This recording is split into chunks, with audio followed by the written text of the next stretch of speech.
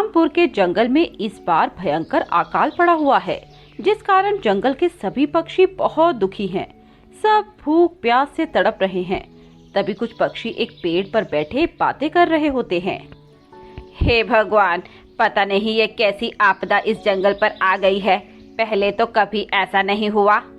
हाँ भाई कालू, ये अकाल इस जंगल में पहले कभी नहीं पड़ा। मैंने तो 2 दिन से कुछ भी नहीं खाया। मेरे छोटे छोटे बच्चे भी भूखे हैं। हाँ भाई, सही कह रहे हो, पर इसमें कहीं हद तक हमारा ही हाथ है। हमने इन सभी चीज़ों की बहुत बेकदरी की, इसीलिए अब इस स्थिति में आ गए हैं। पर भाई लोग, हम ऐसे हाथ पर हाथ रखकर नहीं बैठ सकते। हमें कुछ ना कुछ तो करना ही होगा। भाइयों देखो, ये तो प्रकृति का खेल है, इसमें हम कुछ नहीं कर सकते। जब बारिश होगी तभी कुछ हल हो पाएगा। पर तब तक तो हम यहाँ नहीं रह सकते, वरना हमारी जान पर बनाएगी। मैं और मेरी पत्नी सुबह से ही इस विषय पर चर्चा कर रहे थे। मैं और मेरी पत्नी ने फैसला भी कर लिया है कि हम पश्चिम दिशा की ओर जंगल में वहां जाकर कुछ दिन रह लेंगे। सही बात है चील भैया, यहाँ रहने का अब कोई फायदा नहीं। हम भी चलो तुम्हारे साथ ही चल देंगे। ठीक है, तो यह तय रहा कि हम सभी पक्षी कल अपने परिवार को लेकर पश्चिम दिशा की ओर जंगल में चले जाएंगे और जब बारिश होगी तो अपने जंगल वापस लौट आएंगे। ये तय करके वे सभी पक्षी अपने अपने घर की तरफ उठ जाते हैं और अपने घर जाकर अपनी पत्नियों से कहते हैं कि वे कल जंगल छोड़कर चले जाएंगे। गौरी, तुम अपना सभी सामान पैक कर लेना, हम कल ही ये जंगल छोड़कर चले जाएंगे। पर कालू जी, मेरा मन ये जंगल छोड़कर जाने को नहीं कर रहा। मेरा मन भी ये जंगल छोड़कर जाने को नहीं है, पर क्या करें गौरी, हमें ना चाहते हुए भी ये जंगल छोड़ना पड़ेगा, क्योंकि आने वाले समय में यहाँ और भयंकर अकाल पड़ जाएगा और अगर हम यहाँ रहे तो हम जीवित नहीं रह सकते। ठीक है जी, अगर आपने ठान ही लिया है तो मुझे कोई एतराज नहीं है। चिंता न करो गौरी, बरसात होते ही हम वापस अपने घर आ जाएंगे। अगली सुबह सभी पक्षी अपना सामान पैक कर कालू को बुलाने आते हैं। चलो कालू, हम आ गए।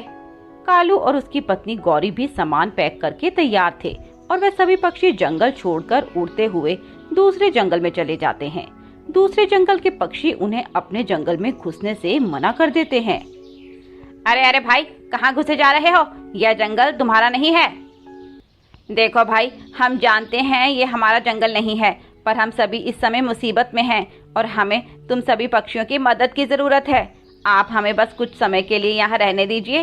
बरसात का मौसम शुरू होते ही हम अपने जंगल वापस चले जाएंगे। देखो चिड़े भाई, एक पक्षी ही दूसरे पक्षी की मुसीबत में काम आता है। बड़ा उपकार होगा आपका जो आपने हमें अपने जंगल में रहने दिया। तो उस चिड़े को उन सभी पक्षियों की हालत पर तरस आ जाता है और वह उन्हें अपने जंगल में रहने की इजाजत दे देता है। ठीक है, आप सभी पक्षी यहाँ रह सकते हैं। आपका बहुत बहुत धन्यवाद। इसके बाद वे सभी पक्षी उस जंगल में अपने अपने घोंसले बना लेते हैं और उसमें रहने लगते हैं। उस जंगल के सभी पक्षी कालू और अन्य पक्षियों की बहुत मदद करते हैं। ऐसे ही बरसात का मौसम भी आ जाता है, खूब बारिश होती है और रामपुर के जंगल का भी अकाल खत्म हो जाता है। नदियाँ फिर से पानी में भर जाती हैं, खेत में फिर से फसल लहलाने लगती है। एक दिन कालू रामपुर के जंगल के ऊपर से उड़ता जा रहा था। तभी वह देखता है कि सब पहले जैसा हो गया है, तो वो जल्दी से उड़ते हुए ये खुशखबरी अपने सभी दोस्तों को सुनाता है। अरे दोस्तों, हमारा जंगल फिर से हरा भरा हो गया और उसकी रौनक फिर से लौट आई है। अब हमें देर नहीं करनी चाहिए और अपने अपने पुश्तैनी घर चलना चाहिए।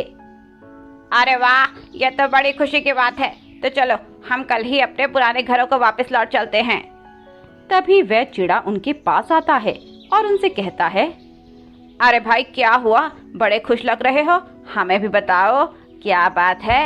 अरे भाई, हमारा जंगल फिर से खिल उठा है, उसकी रौनक फिर से लौट आई है, नदियाँ फिर से उठी हैं। अब हमें अपने पुराने घरों को लौट जाना चाहिए। बाकी आपकी मदद के लिए बहुत बहुत शुक्रिया। ठीक है कालू भाई, बड़ी खुशी हुई आपसे मिलके। उम्मीद है हमारी ये दोस्ती आगे भी बनी रहेगी और हम मिलते रहेंगे। क्यों नहीं भाई। वो सभी गले मिलते हैं और अगले दिन वे सभी पक्षी अपने जंगल में वापस आ जाते हैं। अपने जंगल को फिर से हरा भरा देखकर उन सभी पक्षियों के चेहरे खुशी से खिल उठते हैं।